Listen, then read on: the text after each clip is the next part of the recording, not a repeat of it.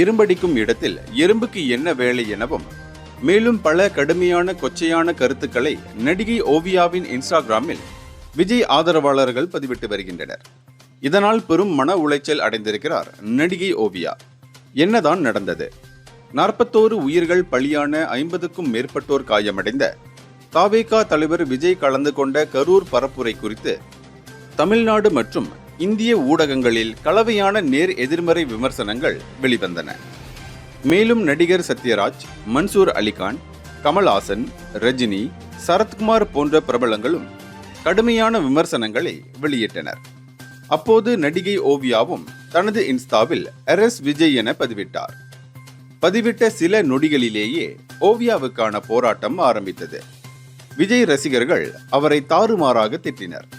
தாங்க முடியாத ஓவியா உடனே அந்த பதிவை நீக்கினார். அதன்பின் அவரது ஒவ்வொரு போஸ்டுகளிலும் கடுமையான கமெண்ட்டுகள், கொச்சையான வார்த்தைகளால் ரசிகர்களால் பதிவிடப்பட்டன. அந்த பதிவுகள் சிலவற்றை மீண்டும் ஓவியா பதிவேற்றி வேதனை தெரிவித்துள்ளார்.